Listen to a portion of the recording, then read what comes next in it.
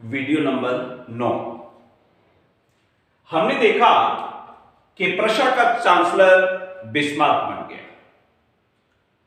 Chancellor बनने के बाद उसकी हार्दिक इच्छा है कि ऑस्ट्रिया को युद्ध के मैदान में हराया जाए और उसे जर्मनी से बाहर कर जर्मनी का एकीकरण के महायज्ञ को पूरा किया जाएगा। अतः उसने शुरू से ही इस कार्य पर जोर दिया कि प्रशा की सेना को इसके लिए शक्तिशाली बनाया जाए। और मैंने आपको बताया था कि सारा समस्या ही प्रशा में है, क्योंकि प्रशा की संसद ने अपने राजा को भी धन देने से इनकार कर दिया था।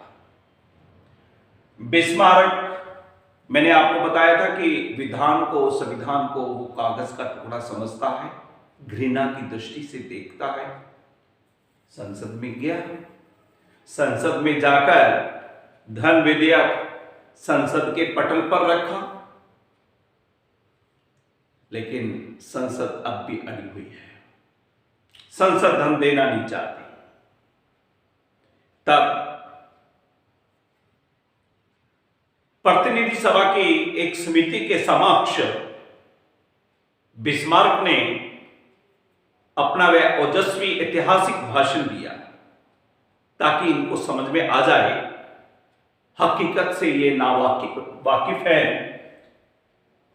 बिस्मार्क ने कहा संसद के सदस्यों के सम्मुख कि जर्मनी प्रशा के उदारवाद की ओर नहीं देख रहा है।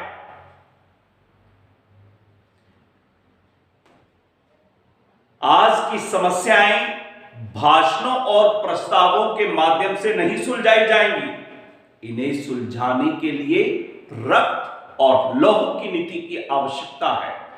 उसने स्पष्ट कर दिया कि यदि जर्मनी का एकीकरण प्रशा के नेतृत्व में आप करना चाहते हो तो वो सेना के बल पर ही होगा। बावजूद इसके संसद विरोध कर रही है और बिस्मार्क ने भी ठान लिया है कि चाहे कुछ भी हो जाए वह संसद के समक्ष झुकेगा नहीं। अब वह मनमाने तरीके से धन ले रहा है और प्रशा की सेना को ताकतवर बनाने पर खर्च कर रहा है। संसद देखती रह गई और इस तरह प्रतिनिधि सभा को एक साइड में रखकर मनमाने तरीके से उसने प्रशा की सेना को यूरोप की सर्वश्रेष्ठ सेनाओं की कतार में लाकर खड़ा कर दिया। बिस्मार्क जानता है कि उसने प्रशा की संसद के सदस्यों के खिलाफ जाकर यह कार्य किया है और ये सदस्य जनता द्वारा चुने गए हैं। इसलिए जर्मनी की जनता, प्रशा की जनता बिस्मार्क को कभी माफ नहीं करेगी, क्योंकि यह धन जनता के कल्याण के ऊपर खर्च होना था। लेकिन बिस्मार्क यह भी जानता है कि जब इसी सेना के बल पर प्रशा युद्ध के मैदान में एक के बाद एक देशों को हराकर प्रशा की विजय पताका को लहराएगी तो लोग बिस्मार्क के इस कार्य को भी भूल जाएंगे।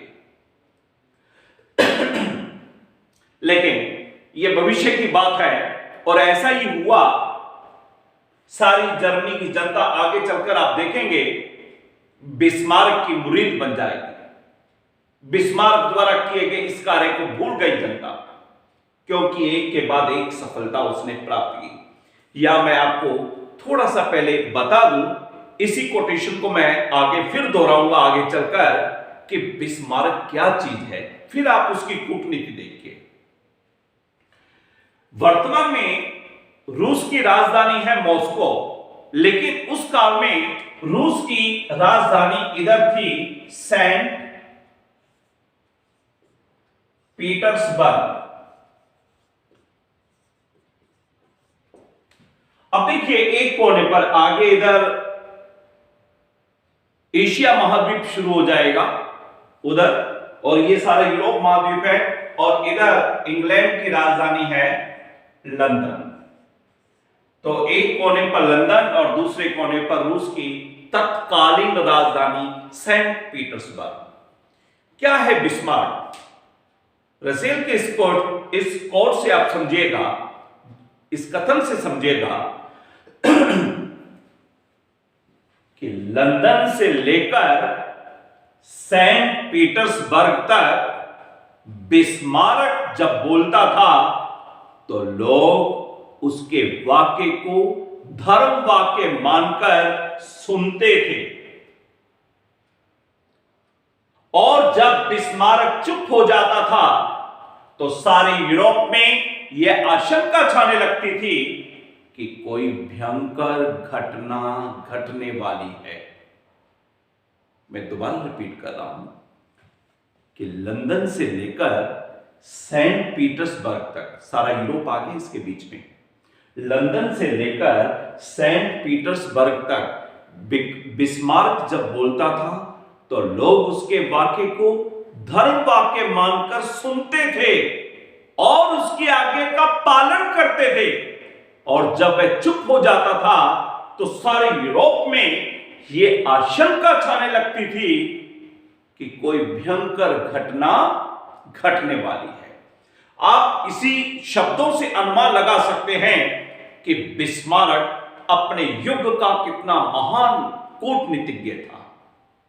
अब बिस्मार्क ने सेना को ताकतवर बनाने के बाद युद्ध की तैयारियां अंतरराष्ट्रीय स्तर पर शुरू कर ली है।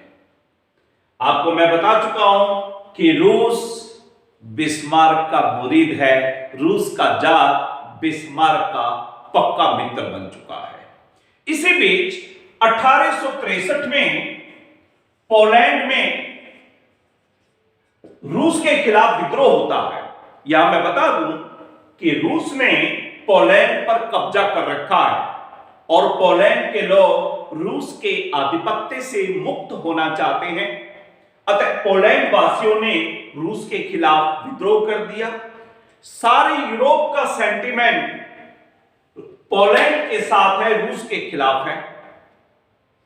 सारा यूरोप चाहता है कि पोलैंड को आजादी मिलनी चाहिए, लेकिन बिस्मार्क, जो कि इस समय प्रशा का चांसलर बन चुका है, उसने पोलैंड और प्रशा की सीमा पर सेना खड़ी कर दी अपनी, ताकि कोई भी पोलैंड का विद्रोही भागकर प्रशा में, जर्मनी में शरण प्राप्त न कर सके। और इधर से रूस पोलैंड के विद्रोह को दबा रहा है और पोलैंड के विद्रोह को दबाने में सफल रहा रूस। लेकिन इस काम में मित्र बिस्मार्क ने रूस की बहुत सहायता की। पोलैंड रूस के हाथ पे बना रहा, इसलिए रूस बिस्मार्क का और एहसानमंद हो गया। या मैं बता देना चाहता हूं, अब बिस्मार्क जब भी अपनी कूटनीति का जाल बिछाएगा, रूस उसका मुरीद है, उसके खिलाफ नहीं जाएगा। फिर आता है प्रश्न फ्रांस। फ्रांस में राजदूत रहते समय बिस्मार्क ने यह अनुमान लगा लिया था कि फ्रांस का सम्राट नेपोलियन तृतीय लालची है, चंचल प्रवृत्ति का है, अस्थिर बुद्धि का है, अच्छा कूटनीतिज्ञ नहीं है, अच्छा राजा भी नहीं है। अतः बिस्मार्क ने फ्रांस को अपने जाल में फांसा। पहले तो एक व्यापारिक समझौता किया कि दोनों देश व्यापार करेंगे, थोड़े से अच्छे संबंध बना लिए। जब बिस्मार्क को यकीन हो गया कि अब बेस तैयार हो गया है, तब फ्रांस को बिस्मार्क ने कहा, फ्रांस को कि यानी कि नेपोलियन तृतीय से कहा, फ्रांस के सम्राट से, कि जब प्रशा और ऑस्ट्रिया के बीच युद्ध हो तो आपको किसी की सहायता नहीं करनी, इसके बदले में यहां पर एक प्रदेश है जिसको राइनलैंड कहते हैं, वो मैं आपको दे दूंगा। नेपोलियन तृतीय खुश, करना कुछ नहीं है, और राइनलैंड जैसा प्रदेश जिसकी महत्ता मैं आगे बताऊंगा, वो प्रदेश मुफ्त में मिल रहा है। बोला ठीक है, मैं आपके साथ हूं, मैं तटस्थ रहूंगा। इसी तरह इटली भी जर्मनी की भांति इसी समय इटली भी अपना एकीकरण कर रहा है। और मैंने वीना कांग्रेस में बताया था, यहां पर इटली के दो प्रदेश हैं, वेनेशिया और लोम्बार्डी, जिन पर ऑस्ट्रिया ने एक तरह से कब्जा कर रखा है। वीना कांग्रेस में ये मिले थे ताकि वो समुद्र तक पहुंच सके। मैटरनिक ने ये जाल बुना था। इस समय सार्डिया पिडमोंट यानी कि इटली, सार्डिया पिडमोंट का प्रधानमंत्री यानी कि इटली में इस समय जो सबसे बड़ी शख्सियत है कैबूर, वो भी अच्छा कूटनीतिज्ञ है। कैबूर के साथ बिस्मार्क ने समझौता कर लिया कि जब प्रशा और ऑस्ट्रिया में युद्ध हो तो आप हमारा साथ देंगे, बदले में आपको वेनेशिया ऑस्ट्रिया से लेकर आपको दिलवा दिया जाएगा। कैबूर इस समझौते के लिए तैयार है। तो इस प्रकार ऑस्ट्रिया के चारों तरफ सबसे बड़ा शत्रु ऑस्ट्रिया है। ऑस्ट्रिया के चारों तरफ एक जाल बुन दिया है इटली, फ्रांस, रूस। और मैंने आप कहेंगे सर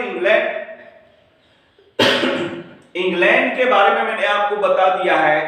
इंग्लैंड उस समय का सबसे बड़ा महाजन है, व्यापारी है। वो फालतू के पचड़ों में नहीं पड़ता, चाहे कुछ हो जाए वो व्यापार पर पूरा ध्यान देगा, क्योंकि इंग्लैंड की अर्थव्यवस्था का आधार व्यापार है। व्यापार से पैसा चल रहा है, व्यापार के पैसे से उनका देश चलता है।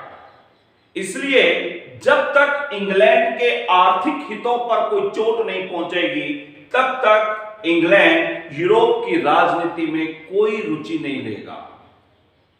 इसलिए यहां बिस्मार्क इस बात का ध्यान रखेगा कि इंग्लैंड के खिलाफ कोई कार्य उससे ना हो। आज इतना ही, नेक्स्ट अगले वीडियो में।